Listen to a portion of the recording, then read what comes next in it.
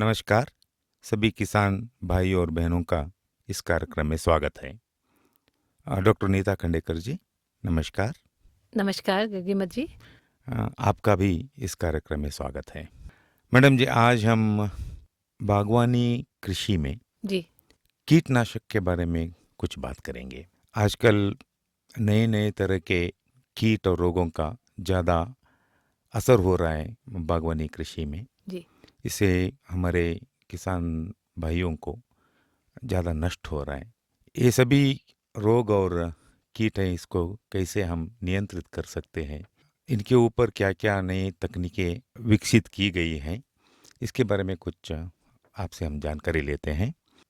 Madam जी, आजकल जैविक कीटनाशक के बारे में, इनके ऊपर ज़्यादा जोर लगाया जा रहा है जो हमारे बागवानी कृषि में। ये क्या होता है ये जैविक कीटनाशक? गगीमत जी, ऐसा है कि आजकल बहुत जो हमारे रासायनिक कीटनाशक हैं, हाँ हाँ उनमें से कुछ ऐसे हैं जिनका कीट पे असर होना बंद हो गया है। हाँ हाँ। और नए नए आजकल वैज्ञानिक लोग खोज कर रहे हैं हम्म नए पदार्थों का कि कैसे इनको हम अपने कीट को नियंत्रित कर सकें। हाँ हाँ। इसी खोज में हम लोग आजकल जैविक कीटनाशकों का भी हम्म इस्तेमाल शुरू किया है। कहने का मतलब ये है कि जो प्राकृतिक रूप से हमारे इर्द गिर्द सामग्री हमें जो मिलती है, हाँ हाँ। उनसे जो कीटनाशक बनाए जाते हैं, हम्म उनको हम जैविक कीटनाशक कह सकते हैं हम्म या कहते हैं। हम्म जैसे मान लीजिए एक कनोला ऑयल होता है, हम्म कनोला का तेल है।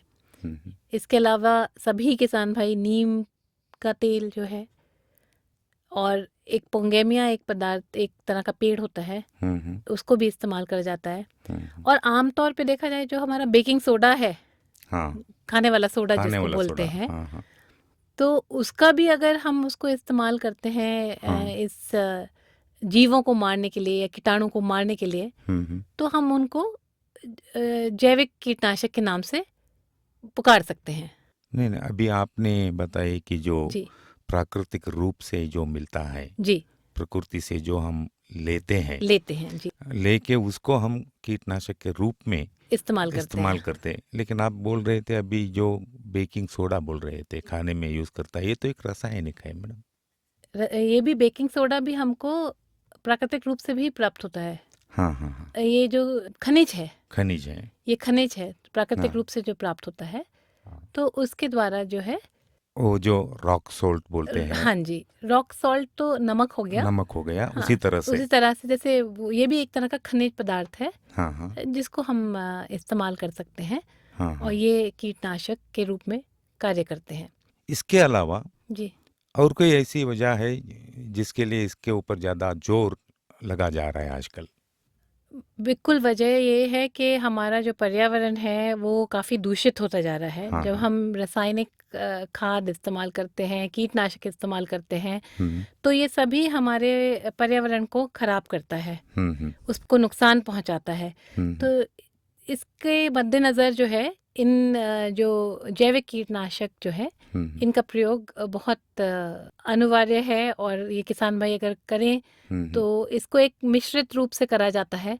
हाँ हाँ। एकीकृत खेती के दौर अंतर्गत इसको करा जाता है, हम्म क्योंकि अकेले इसका कई बार असर नहीं भी होता है। हम्म तो इसलिए लेकिन इन रासायनिकों को के अलावा अगर ये जो जैविक कीटनाशक हैं इसको इस्तेमाल करें, तो हम्म हम अपने पर्यावरण का भी ध्यान रख सकते हैं।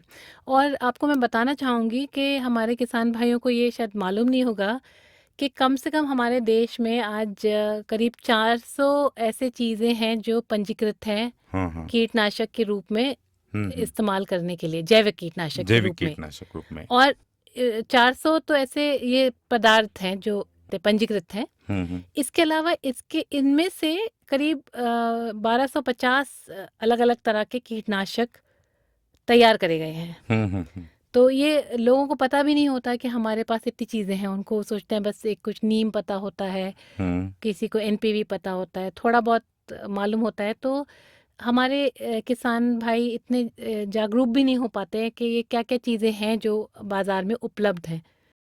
मैडम जी, आप ये बहुत अच्छी बात कही है अब। लेकिन बाजार में आपने अभी बोल रहे थे कि बहुत से ऐसी चीज़ें हैं जो उपलब्ध हैं, जी, लेकिन हमारे किसान भाइयों को ये किस रूप में मिलता है वो बहुत मुख्य है। जी जी। इस दिशा में IHR द्वारा कौन कौन से प्रमुख कीटनाशक विकसित किया गया है? हमारे संस्थान में 5 तरह के अलग-अलग ये कीटनाशक है जो हम्म विकसित करे हैं। हम्म जिसमें सबसे पहले अगर आप देखें तो ट्राइकोडर्मा हार्जेनियम जो है, जो सबसे ज़्यादा प्रचलित है। ट्राइकोडर्मा हार्जियानम। हार्जेनियम। अच्छा।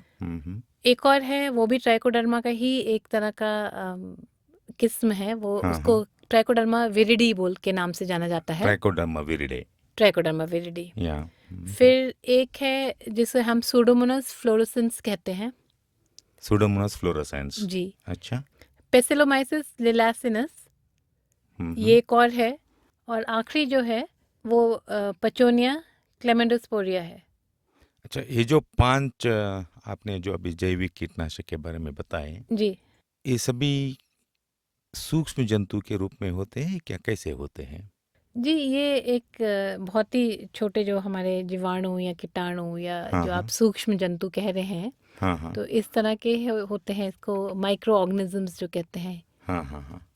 इनकी वृद्धि हमारे लेबोरेटरी में की जाती है हम्म और इसके द्वारा इनको इस रूप में बनाया जाता है कि किसान भाई इसे हम्म। जैविक कीटनाशक के रूप में इसको इस्तेमाल कर इस्तेमाल सकें। कर सकते हैं। जी। ट्राइकोडर्मा हार्जियनम और ट्राइकोडर्मा विरिडे के क्या उपयोग हैं और इसे कैसे इस्तेमाल किया जा सकता है? ऐसा है कि ये दोनों ही, जैसे हम आपको बार बार बता रहे हैं कि एक तरह के ये जैव कीटनाशक है, जैव एजेंट है, पदार्थ है हम्म जो हमारे मिट्टी में एक तरह के नीमाटोड होते हैं, हम्म उसके ऊपर ये कार्य करते हैं। कर्मी कीड़ा होता है एक, तो हम्म ये रूट नॉट नीमाटोड इसको बोला जाता है। एक और है रीइन्फॉर्म नीमाटोड, हम्म इस पे ये कार्य करते हैं। तो हम्म इसमें ज़रूरी ये है कि किसान भाई पहले अपनी मिट्टी की जांच करा लें कि किस तरह का कीटनाशक की ज़रूरत है, कौन सा प्रजाति का जीव उसमें मिट्टी में है। हम्म क्योंकि अब अलग अलग जो हमारे यहाँ के ये जो कीटनाशक बने हुए हैं, हम्म वो अलग अलग तरह के उस पे काम करते हैं, कीड़ों पे काम करते हैं। तो जब आप अगर आप रूट नॉट नीमाटोड है, उसकी भी अलग प्रजाति होती हैं, स्पीशीज़ कहलाती हैं। तो जो किसान भाई को अगर हम नाम बताएंगे तो कोई मायने नहीं रखेगा। हाँ। वो कैसे पता करेंगे कि ये वाला प्रजाति का है या दूसरी प्रजाति, स्पीशीज़ कौन सी है? ये किसान भाई तो अपने आँख से ऐसे देख के नहीं पता कर सकते। तो इसकी ऐसे तो आम आदमी को किसी को उसके नहीं बारे पता, में हम ज्यादा जानकारी नहीं रहता नहीं है। रहती है। तो ये वैज्ञानिक भी आँख से देख के तो इतना कोई नहीं बता सकते हैं, क्योंकि उसके अंडे होंगे, जब तक कि वो कीड़ा ना दिखे तब तक पता भी नहीं चल सकता है। तो इसकी जांच करा लें। जांच करा के फिर वो ये निश्चित करना पड़ेगा कि इसमें कौन सा वाला ये जैविक कीटनाशक जो है, या निमेटोसाइड भी इनको बोलते हैं हम लोग, तो ये बायोपेस्टिसाइड भी बोला जाता है इनको। तो कौन सा वाला इस्तेमाल करना है ये उस पर निर्भर करता है। तो जैसे हमने ट्राइकोडर्मा हार्जेनियम के लिए बोला, इसको जो है हम अगर इसमें ये इस तरह का नीमाटोड है, उससे क्या होता है कि एक झुलसा रोग भी आने का संभावना रहती है फिर इसके बाद में। तो ये ज़्यादातर आप देखेंगे कि शिमला मिर्च में, प्याज में, दोनों गोभियाँ, फूल गोभी, बंद गोभी, और फूलों में तो अगर कोसेंड्रा है या गुलाब है या ज़ेरबरा है, केला, अंगूर, अंगूर तो खैर इस इलाके में इतना है नहीं, अभी थोड़ा बहुत ही कोई लगाते हैं किसान भाई। अमरूद है, नींबू, पपीता, टमाटर या बैंगन है, इन सब में ही आपको ये जो है कीड़ा का प्रकोप आपको नज़र आ सकता है। और ये जो जड़ों को ज़्यादातर खाता है, ये ऊपर अभी के। जो आप बोल रहे थे, ये जी जो निमेटोड होता है, जी ये जो ये पौध होता है, जी इसके किस भाग पे इसका असर ज्यादा होता है? जी, जड़ पे इसका सबसे ज़्यादा, जड़ पे होता जड़ है। पे होता है। हाँ हाँ।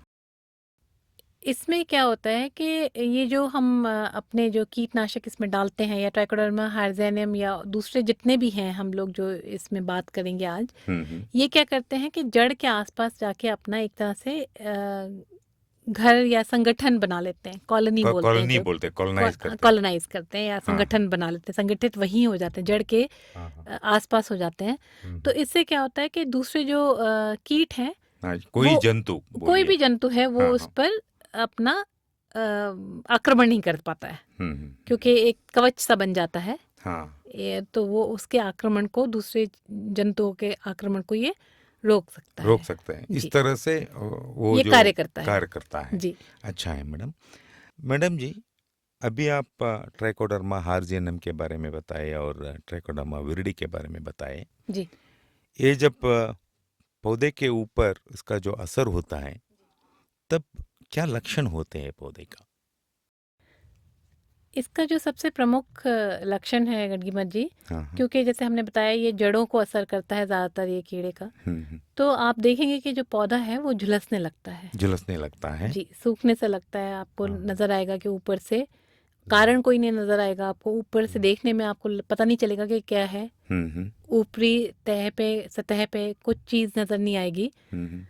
तो क्योंकि ये नीचे जड़ को असर कर रहा है, तो स्वाभाविक है कि जब जड़ से कोई उसको पोषण नहीं प्राप्त हो रहा है, पानी नहीं प्राप्त हो रहा है, हाँ। उसकी जड़ें मजबूत नहीं है उतनी, कमज़ोर पड़ गई हैं, तो पौधा तो ऊपर से फिर झुलस ही जाएगा।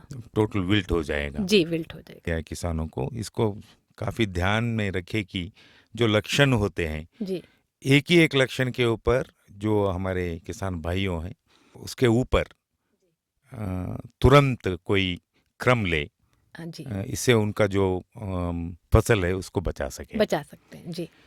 इसके अलावा आप अभी बोल रहे थे और एक बायोपेस्टिसाइड्स या कीटनाशक, जैविक कीटनाशक, वो है सुडोमोनास फ्लोरोसेंस। जी, सुडोमोनास फ्लोरोसेंस इसको कैसे इस्तेमाल कर सकते हैं और किस प्रमाण में इसको इस्तेमाल कर सकते हैं? जी। कौन से कीटों के ऊपर इसका असर होता है, इसके बारे में थोड़ा सा बता दीजिए। यहाँ भी गडगीमत जी वही बात आती है। ये जो सूडोमोनास फ्लोरोसेंस है, ये एक तरह का बैक्टीरिया से बनाया जाता है ये।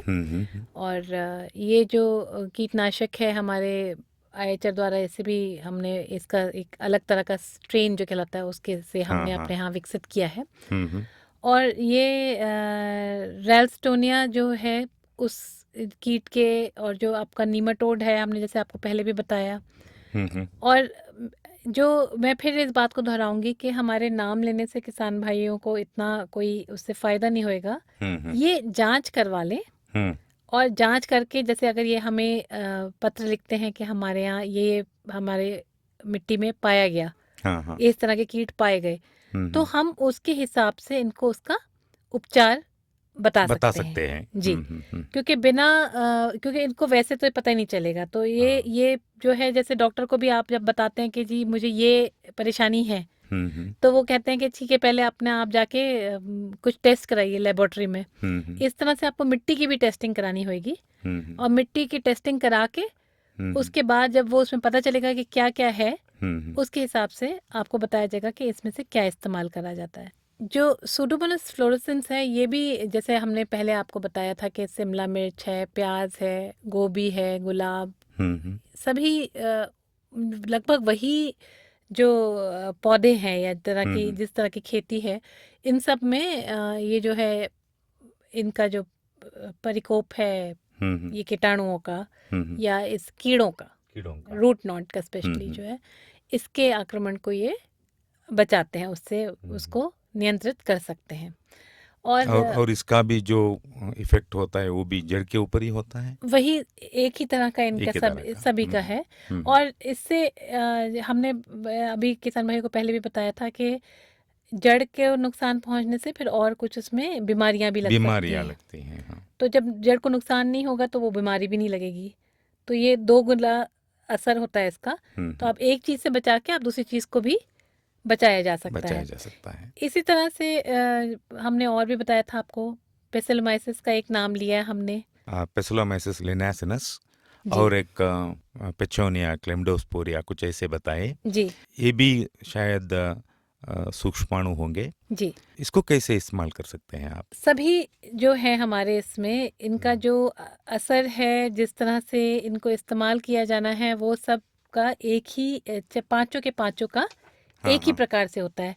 लेकिन फ़र्क ये है कि हर का अपना किस तरह के किस स्पीशीज जो बोला जाता है, किस प्रजाति के कीड़े पर इसका असर होता है, वो अलग अलग है। इसको जो इस्तेमाल करते हैं वो जो है वो एक कॉमन होता है, एक जी पांचों जो कीटनाशक हैं। जी अभी आपने बोला एक कॉमन होता है, हाँ इसको कैसे इस्तेमाल कर सकते हैं? क्या डोसेज जो हम बोलते हैं, जी कौन से प्रमाण में इसको इस्तेमाल किया जा सकता है, कैसे इस्तेमाल करना पड़ता है, जी इसके बारे में थोड़ा सा बोल दीजिए। जी, ये आपने बहुत अच्छी बात पूछी, क्योंकि अभी तक हमने किसी को ये नहीं बताया कि इसको हम्म इस्तेमाल कैसे करा जाता इस्तेमाल है। हाँ। तो इसके दो तरीके हैं, दो विकल्प हैं। हम्म। या तो हम इसको, जो हम अपना नर्सरी तैयार करते हैं, हाँ हाँ। उसमें हम इसको इस्तेमाल कर सकते हैं, मिट्टी में मिला के। कैसे? हाँ, मिट्टी में तो मिलाते मिट्टी हैं। में मिला के किस इसको क्या प्रमाण है में? जी, इसको अगर हम 50 ग्राम प्रति स्क्वायर मीटर, हाँ हाँ। क्योंकि नर्सरी की तो जो मात्रा है वो छोटे, कोई एकड़ के हिसाब से तो होती नहीं है, छोटी जगह पे हम नर्सरी बनाते हैं। तो 50 ग्राम प्रति स्क्वायर मीटर के हिसाब से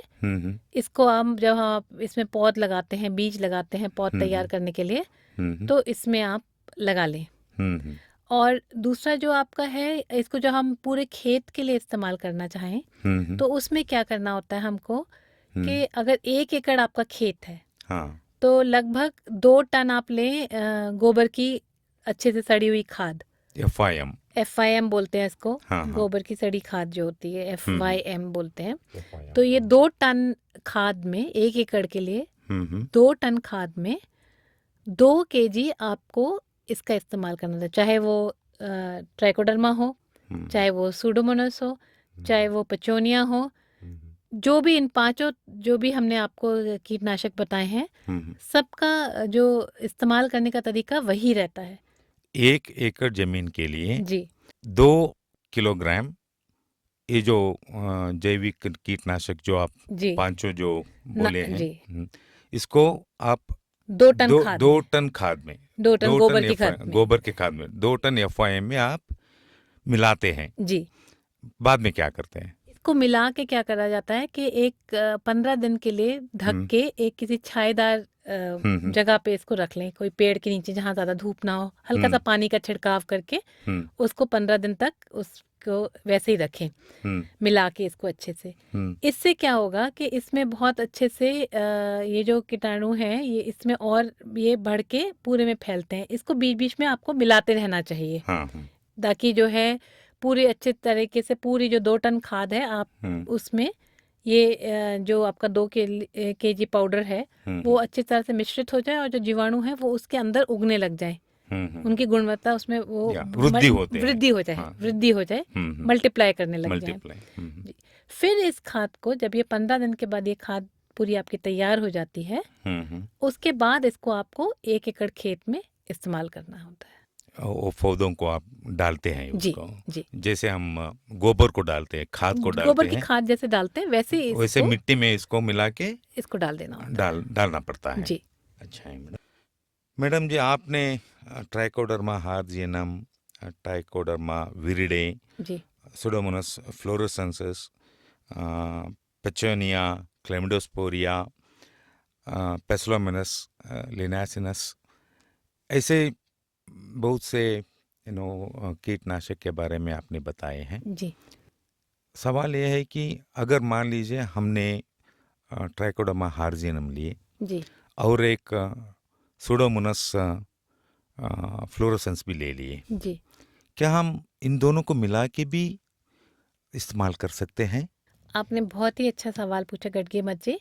अगर जैसे हमने आपको बोला कि ये अलग अलग कीट पे निर्भर करता है कि आपको कौन सी चीज़ इस्तेमाल करनी है। मान लीजिए आपकी मिट्टी में 2 प्रकार के कीट मिले, तो आप इन दोनों को एक साथ भी मिला के इस्तेमाल कर सकते हैं। अच्छा, इसका कोई, इसका विपरीत कोई असर नहीं होगा। तो 2 चीज़ों को, जैसे मान लीजिए कोई भी ट्राइकोडर्मा है, हार्जियनम है और साथ में पेचोनिया है, तो इन दोनों का मिश्रण भी बना के आप इसको इस्तेमाल कर सकते हैं। ये जो सूक्ष्म जीवी जो है, जी, इसका एंटागोनिस्टिक रिएक्शन नहीं होता है, कोई एक दूसरे के ऊपर असर नहीं असर होता नहीं है। होता है। जी।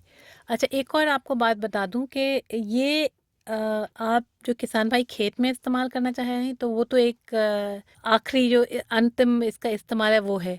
इसके अलावा इनको बनाने का भी एक उद्योग भी लगाया जा सकता है, क्योंकि एक हमारे एंटरप्राइज, एक, हाँ जी, एक नया एक व्यवसाय हो व्यवसाय। जाएगा। हाँ हाँ। कोई किसान भाई, क्योंकि ये हमारे आईआईएचआर द्वारा विकसित है, हम्म। हो सकता कहीं और से भी इस तरह का कोई पदार्थ विकसित हो, पर हम्म। किस पे असर करता है वो देखना चाहिए उसमें। हम्म। और किसान भाई इसके लिए मतलब हमारे अगर संस्थान में संपर्क करना चाहें तो हम्म। वहाँ संपर्क करके इसका एक उद्योग एक छोटा सा शुरू कर सकते हैं। और अपने जो उत्तर प्रदेश के किसान भाई हैं, या चल कुछ नहीं तो कम से कम रामपुर और मुरादाबाद है, इस तरह के आसपास के जो जिले हैं, इसमें इनको बना के और बेच सकते हैं। तो इससे भी एक व्यवसाय का रूप भी या ले इसका सकते हैं। मतलब यह है कि आपकी संस्था में जी आईएचआर ने जी ये सभी जो सूक्ष्माणुजीवी हैं, जी जैसे आप जैविक कीटनाशक बोलते हैं, जी उसको कमर्शियलाइज कैसे कर सकते हैं, इसके बारे में बहुत जानकारी आप दे सकते हैं। पूरी जानकारी दे सकते हैं। ये पूरे पंजीकृत हमारे सारे पांचों पांचों पांचों के पांचों पंजीकृत हैं, जिसके रजिस्ट्रेशन इसका होना आवश्यक होता है। तो ये पांचों के पांचों हमारे यहाँ रजिस्टर्ड है, और इसको हम व्यावसायिक रूप में भी इसको हमारे संस्थान द्वारा बेचा जाता है। इस बेचा जाता है। तकनीक को बेचा जाता है, ये मुफ्त की नहीं है। तो क्योंकि आगे भी इससे किसान भाई कमाई कर सकते हैं, तो ये तकनीक हमारे यहाँ उपलब्ध है। क्योंकि लोग सोचेंगे कहाँ से ये ले हम, तो इनके ये भी ऊपर एक कोई विकल्प है। ट्रेनिंग वगैरह कुछ मिलता है? बिल्कुल, जब अगर इसको कोई लेना चाहे तो ट्रेनिंग भी मिलती है। इसके अलावा ये भी बता दूं किसान भाइयों को कि ऐसा ज़रूरी नहीं है कि अगर ये कोई वहाँ किसान भाई लेगा और व्यवसाय के रूप शुरू करेगा तभी ये प्राप्त होगा, ऐसा नहीं है। अगर आप एक संगठन बना के या निजी रूप से भी कोई किसान भाई हमको लिखते हैं आईएचआर में कि मुझे ये चाहिए, 10 केजी चाहिए, 15 केजी चाहिए, तो इनको पार्सल द्वारा ये भेजा जाता है हमारे संस्थान से। तो निदेशक को अगर ये लिखते हैं और एक उसका आईएचआर का एक सेवा है, एक सेवा है, तो हमारे यहाँ से तो ये उपलब्ध होता ही होता है। इसमें कोई ऐसा नहीं है कि हम आपको उपलब्ध नहीं कराएंगे। ये लिख सकते हैं हमारे संस्थान को, और उसका पूरा तरीका बताया जाता है कि किस तरह से इसको प्राप्त किया जा सकता है। मैडम आपने अभी जो बताए हैं ये सभी कीटनाशक है, सूक्ष्माणुजीवी के बारे में आपने बताए हैं, जी लेकिन आजकल हम देखते हैं कि जो हम मार्केट में जाते हैं, जी ये जो पेस्टिसाइड मार्केट जो बोलते हैं, वहाँ जब जाते थे बहुत से ऐसे चीज़ है जो वनस्पति के ऊपर बनाया गया है। जी ये जो फील्ड है, ये जो क्षेत्र है, ये बहुत बड़ा क्षेत्र है, और ऐसे भी बोलते हैं बहुत परिणामकारी क्षेत्र बोलते हैं इसको। इसके ऊपर कुछ काम किया है आईएचआर ने? कोई ऐसी कीटनाशक जो है जो आईएचआर ने विकसित किया है?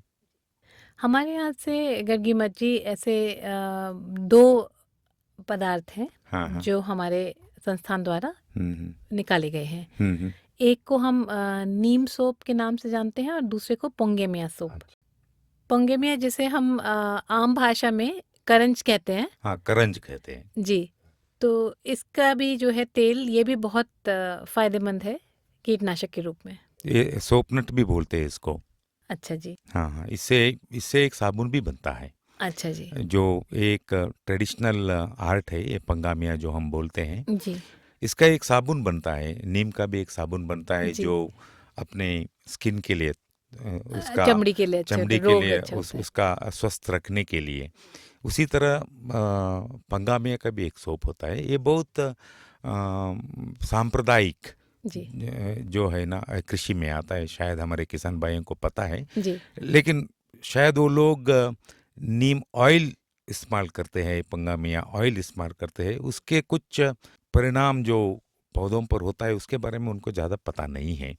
ऐसा होता है गड़गी मज्जी के, जो अगर आप शुद्ध इसमें से तेल निकाल के इस्तेमाल करते हैं, चाहे वो पंगेमिया का नीम का हो, तो उसमें इतना असर भी नहीं होता है। और उनको जो पर्याप्त मात्रा में कितना उसमें प्रतिशत होना चाहिए तेल का, वो किसान भाइयों को ठीक से मालूम नहीं होता है। और जिससे क्या उनके होता है, बारे में साइंटिफिक नॉलेज नहीं है नहीं उनको। होती है। हाँ, हाँ। तो वो कई बार जल भी जाते हैं पूरे, हाँ, ज़्यादा हाँ। इस्तेमाल हो गया, कम इस्तेमाल हो गया तो असर नहीं होएगा, ज़्यादा हो गया तो जल जाएंगे पौधे। हाँ, हाँ। तो इसको आसान करने के लिए, और एक और बात है कि ये तेल है, एक इस तरह का पदार्थ है, ये सही से पानी में भी नहीं मिलता है। हाँ, नहीं मिलता तो है। इसके लिए हमारे यहाँ बहुत शोध करके ये जो दोनों मैंने नाम लिए हैं, नीम सोप और पंगेमिया सोप, ये विकसित करे गए हैं हमारे संस्थान द्वारा। और इसमें क्या होता है कि जितने भी आपके रस चूसने वाले कीट हैं, वैसे तो अधिकांश सभी कीट पे, पर हाँ ये रस चूसने वाले कीट पे ज़्यादा असर असर होता होता है। है इनका। और वैसे भी पूरे बाकी भी जो कीट है उन पे भी इनका असर देखा जा सकता है। और इनको क्या करना होता है कि बहुत आराम से ये 10 ग्राम आप इसको लीजिए। इसका जो सोप का हमारा एक तरह से ये पेस्ट की तरह होता है, ना तो ये पानी की तरह होता है, एकदम गीला भी नहीं है और ना ही एकदम सूखा होता है, साबुन की टिक्की की तरह भी नहीं है। जैसे शैम्पू होता है, शैम्पू से भी थोड़ा गाढ़ा गाढ़ा होता है, गाढ़ा होता है, पेस्ट होता है, हाँ पेस्ट की शायद तरह टूथपेस्ट जैसा रहता है। जी, थोड़ा गाढ़ा हाँ, होता है। गाढ़ा रहता तो है। इसका 10 ग्राम 1 प्रति लीटर के हिसाब से इसको पानी में मिला के इसका छिड़काव करा जा सकता है। और कितने, 1 लीटर पानी पानी में में 10 ग्राम 10 ग्राम इसको डालना पड़ता डालना है। होता है। और कितना आपको पानी चाहिए वो आपको खेत पे निर्भर है कि कितनी हाँ। आपकी उसमें पत्तियों की कितनी वृद्धि हो रखी है, छोटे पौधे हैं, बड़े पौधे हैं, इस पे निर्भर करता है कि आपको कितना पानी लगेगा, उसके हिसाब से आप इसको मात्रा इसकी निश्चय कर लें। फिर इसके ध्यान में ये रखें कि ये जो छिड़काव है ये अब तो सुबह-सुबह करें और नहीं तो देर से शाम के, मतलब सूरज ढलने के करीब, जब किरणें कम हैं सूरज की, तब करें। दूसरी बात ये है, ये ध्यान रखें कि उस समय बारिश आने ना वाली हो, कोई संभावना ना हो बारिश की, या मान लो आपको नहीं भी संभावना थी और आ गई बारिश, तो जो असर है वो उस कीटनाशक का वो ख़त्म हो जाएगा। ये तो किसी भी जब आप इस्तेमाल करते हैं तब हमें हर ही कीटनाशक के इस्तेमाल पर आपको ये ध्यान रखना चाहिए। और अगर इस तरह की संभावना हो, या तो फिर आपको दोबारा इस्तेमाल करना पड़ेगा, या रुक जाएं, बारिश होने वाली है तो रुक जाएं और बाद में इस्तेमाल करें इसको। मैडम, आपने अभी बताया ये जो नीम सोप बोले और पंगामिया सोप के बारे में आपने कुछ जानकारी दी है। वैसे देखे तो जो नीम होता है जी उसका जो ओडर होता है, जो स्मेल बोलते हैं, बास बोलते हैं, जी, वो काफ़ी तेज होती है। तेज होती है और कभी कभी ये जो स्मेल होता है वो विषपूरित होता है। जी इस दिशा में देखें तो अगर इन चीज़ों को जो हमारे किसान भाई और बहनों इसको इस्तेमाल करते हैं तो इनके शरीर के ऊपर कोई इसका असर होता है? ये आपने बहुत ही अच्छी बात पूछी, क्योंकि हमने जैसे बताया ये पांचों जो पहले भी नाम हमने लिए, सूडोमोनास हुआ, ट्राइकोडर्मा हुआ, पचोनिया हुआ, ये सब जो है, और पुंगेमिया और नीम सोप, क्योंकि ये एक जैविक कीटनाशक हैं, ये प्राकृतिक रूप से प्राप्त चीज़ों से बनाए गए हैं, तो इनका हमारे मनुष्य के स्वास्थ्य पे कोई भी असर नहीं होता नहीं होता है। नहीं होता है। तो ये इसको बड़े आराम से इसको इस्तेमाल कर सकते हैं और इसकी चिंता बिल्कुल नहीं करनी चाहिए। धन्यवाद डॉक्टर नीता खंडेकर जी। आप जी जो जानकारी दी है हमारे किसान भाइयों के लिए, बहुत अच्छा जानकारी दी है और एक बार आपको धन्यवाद देता हूँ। किसान भाई और बहनों, अब समय आ गया है कि आज के जो कार्यक्रम है इसके ऊपर आपको हम 2 सवाल पूछें। पहला सवाल है, मैडम पूछिए। पहला सवाल है कि आईएचआर द्वारा विकसित कोई भी एक जैविक कीटनाशक का नाम बताइए। सवाल ये है, आईआईएचआर द्वारा विकसित कोई भी एक जैविक कीटनाशक का नाम बताइए। जी, और दूसरा सवाल लिख ले किसान भाई, 1 एकड़ खेत के लिए कितनी गोबर की खाद और कितनी जैविक कीटनाशक की मात्रा मिलानी चाहिए?